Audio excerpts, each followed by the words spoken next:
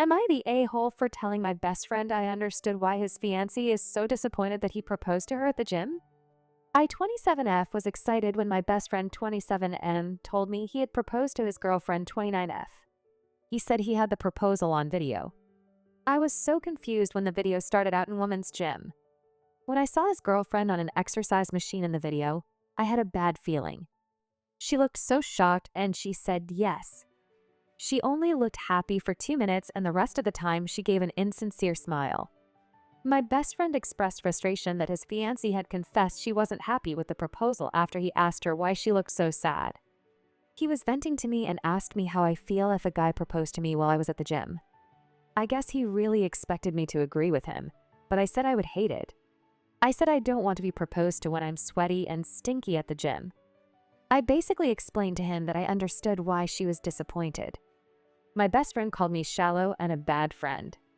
Am I the a-hole? Don't ask questions you aren't ready to hear the answers to. I mean, I agree with you. A gym is an odd place to propose unless there is a specific reason for it, like that's where you met and you love that story, or that's how you bond, or whatever. He's just upset that he disappointed his fiancée and he needs to come to terms with that. He's asking for your opinion because his girlfriend didn't like how he proposed, and when you agree with her, he calls you shallow? Apparently, he was not really asking for your opinion. He wanted confirmation that his sloppy proposal was oak, not the a-hole, and he's the one who is shallow. Next story. Am I the a-hole for not canceling long-standing plans for a barbecue that I just found out about? My wife and I made plans back in January with a group of friends to go to a beer festival in the mountains. My father-in-law has a rental property in the mountains which we reserved for the weekend, and we all got tickets to the festival. It's 3 families and some other friends, so about 9 people total. The festival is Labor Day weekend, and my grandparents invited us and some other family to a barbecue that weekend. But we won't be able to attend because we're doing the beer festival. I texted my grandpa and let him know we wouldn't be able to make it because we already had plans that weekend, and he said he understood and that it was no problem. But then my mom texted me asking why we couldn't come. And I told her why. She told me she's very disappointed, and that I need to make this barbecue a priority and that I should cancel the plans to go to the beer festival. She then goes on to guilt trip me saying my grandparents are in their 80s and we won't have many more opportunities to get together. For context, we live in the same state/city as my grandparents and we see them 2 to 3 times a month minimum. She told me a beer festival is not a good reason to blow off my grandparents and that I need to reconsider my priorities. I told her I couldn't cancel, the house is booked, and the tickets are paid for. And I told her that if it was just our family and no friends going, that we'd forego the festival and come to the barbecue, but that I didn't think it was fair to our friends to cancel long-standing plans for a barbecue that we just found out about. Not to mention telling them that they'd either have to eat the cost of the tickets or find a different place to rent. I told my mom that if it was any other weekend or even Monday of the long weekend instead of Saturday that we'd be there and we aren't blowing them off. It's a scheduling conflict, but she disagrees and is still very pissed off at me. Am I the a-hole? Not the a-hole. Tell her she raised you right to be a reliable and trustworthy guy, someone who doesn't cancel on people or ruin their plans. If she argues, she shoots herself in the foot. Not the a-hole, please also remind your mother that you are an adult. Opie replies, she forgets that often. Next story.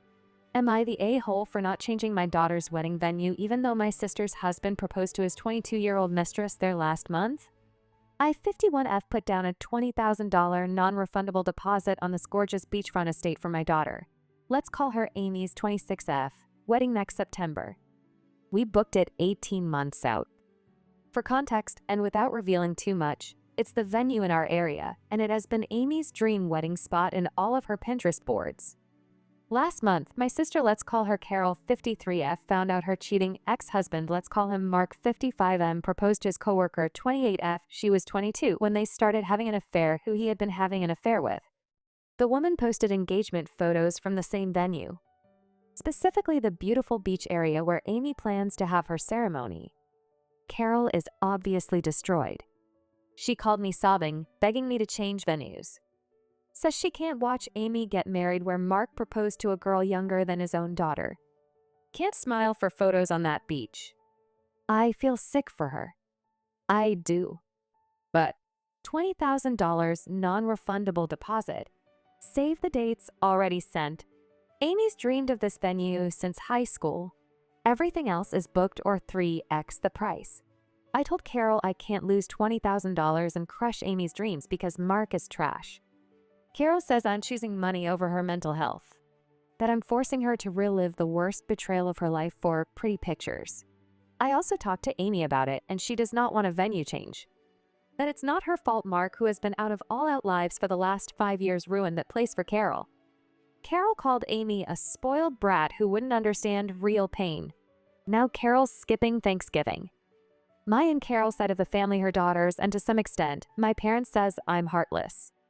The place is cursed anyway. Why should we host Amy's big day there? My husband's side of the family says Carol doesn't get to hijack Amy's wedding because her husband's a cheater. Am I the a-hole for not switching venues? Who has been out of all-out lives for the last 5 years? Carol has had 5 years. It is sad that the wounds are fresh and deep, but it isn't your daughter's issue to repair. Not the a-hole.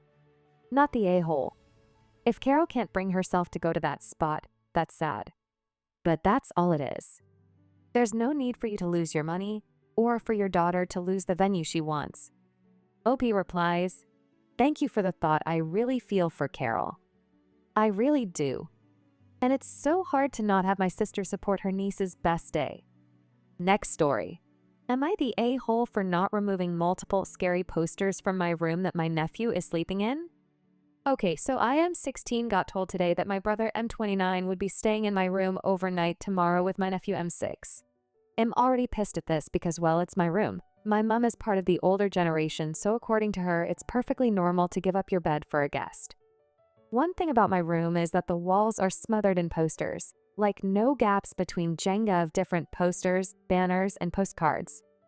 I have a wall of 2,000 postcard of Studio Ghibli, 7 full-size posters, 5 half-size, 40 of 5 pictures of Hosier, and lots more general memorabilia from bands and shows. I have 3 posters stapled to my ceiling, one of which is Ryuk from Death Note. Look him up. He's creepy as he is a demon, I will admit. And my brother asked, "Oh, can you just take it down for the night?" I say, "No, sorry, it's stapled and I don't want to damage it," and put it back up. And he is not pleased, having a go at me and saying, "You would have been scared at his age too." I don't see how that's my problem.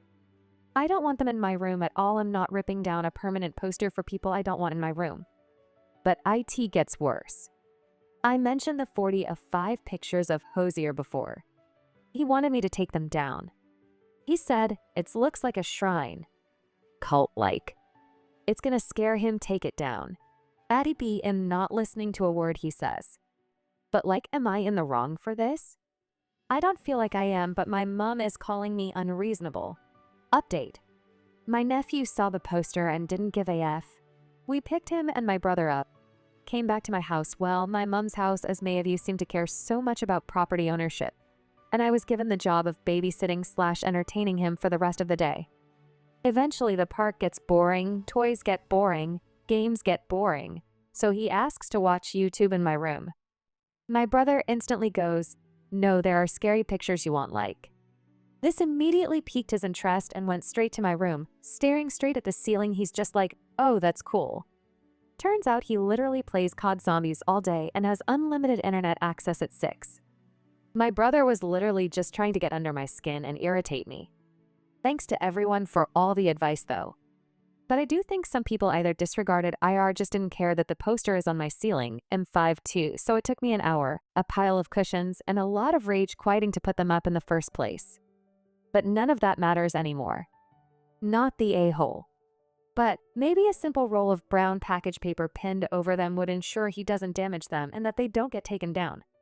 Or you could use wrapping paper. Not ideal, but would be kind. Next story. Am I the a-hole for calling the police on my guardian and her partner after refusal to return my school Chromebook? I 15F live with my dad now, but I used to live with legal guardian Sam 26, not a parent who's about to officially lose guardianship. I moved out a while ago, and all my things were returned in trash bags except for my school-issued Chromebook, which I really need for school. First day is TMMRW. Back when I lived with her, Sam sent me a file on it, an editor's copy of her book. And now she and her partner are refusing to return the Chromebook unless it's deleted. 5 days ago, I showed up and it was dead. Sam told me she'd charge it and delete the stuff so I'd have it before tomorrow. By today, I never got any update or the Chromebook, so I asked for it back when we moved little sister stuff from there. Sam's partner, 23, in a very hostile tone, told me I wouldn't have it for the first day of school, and said this was a boundary they were setting.